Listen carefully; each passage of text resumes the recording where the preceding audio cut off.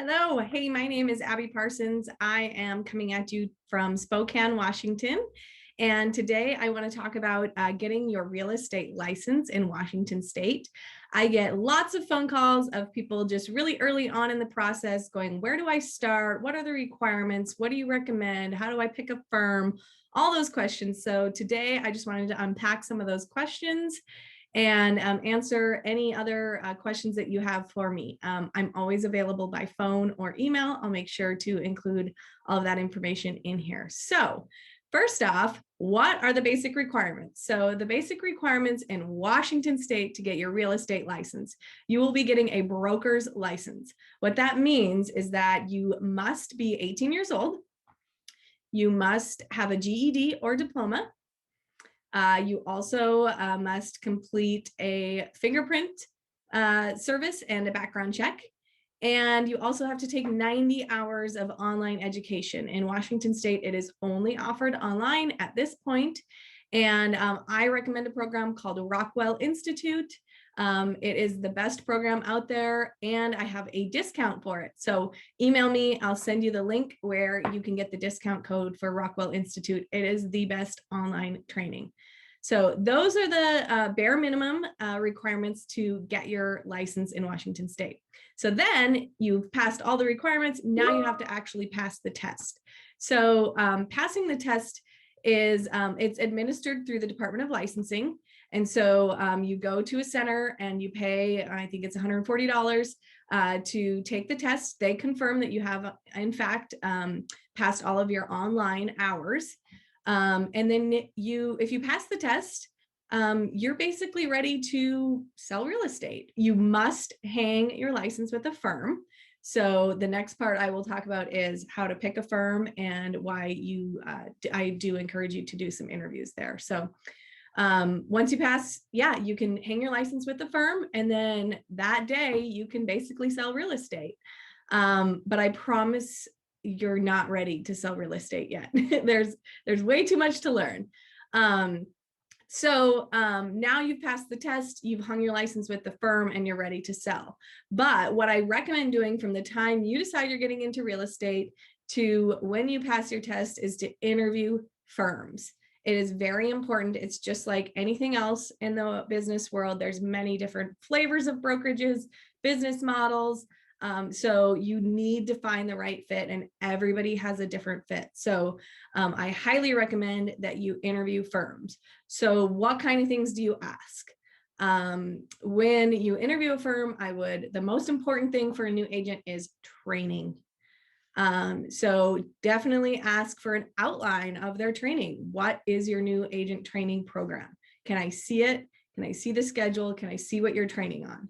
Make sure that you ask them to see it. They need to be able to provide exactly what it is that they're going to do to train you. Do they have a mentor program? Are you going to get connected with somebody that's already selling real estate that you can just really bounce any questions off of? So ask if they have a mentor program. As far as training, ask how many agents have they hired in the last 2 years? What are those agents doing for business? Did half of them fizzle out? Are they selling 20 units a year? Are they selling 5?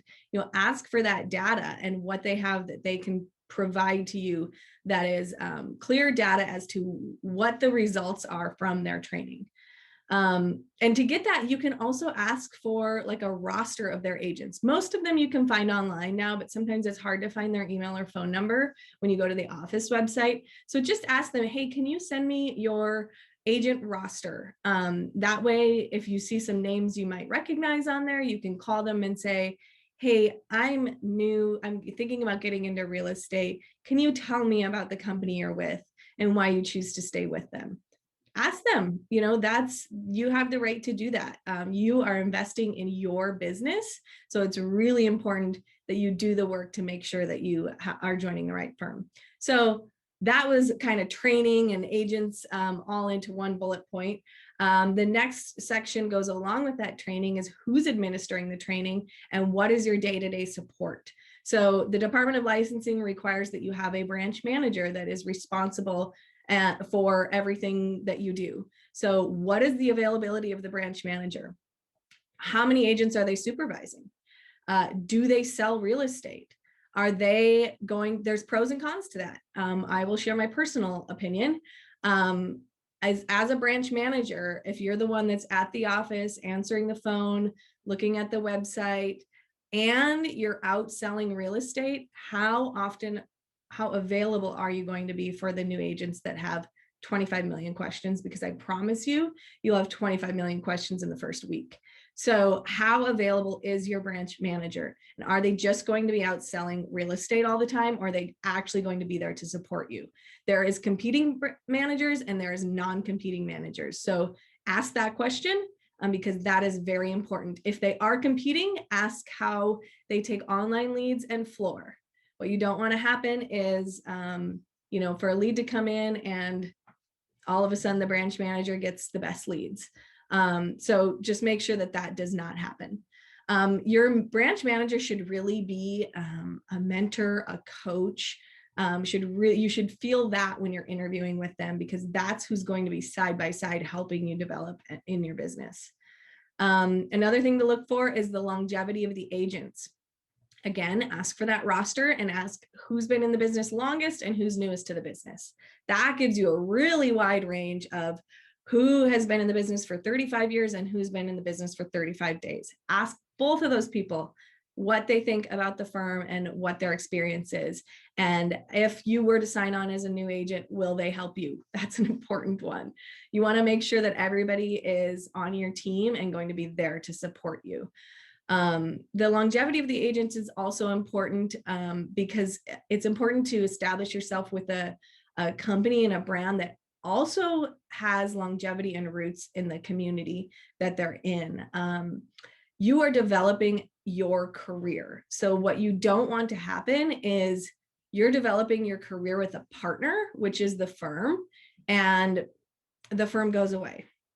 Or they don't have a business model that, the market is great right now, but we don't know when that will change. And you want to make sure that you're putting your roots in with a partner that is going to be there through the good and the bad, because that's your partner. I'm a very loyal person.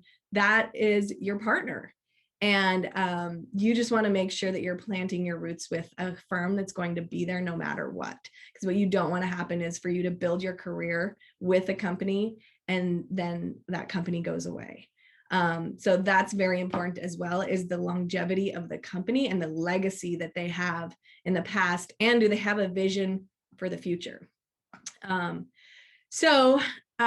First thing, if you're thinking about getting licensed, make sure to start with Rockwell. But from the time you start Rockwell to the time you pass your test, do those firm interviews during that time. Don't wait till you pass your test to start interviewing. Do them while you're getting your licensing and while you're doing those hours. There's many other things that you can do. I have another YouTube video on things that you can do in your first week in the business and things you can do leading up to getting your license that will really help you jumpstart your career and make sure that you're successful quicker. Because one big thing, and it sounds so silly, get your headshot. Get your headshot before you get your license. It's really important. You want a fresh new headshot, and because that's what's going to propel you and to get your name out there right away when you get your license. So I could ramble on for days about this topic. I'm always available by email or text.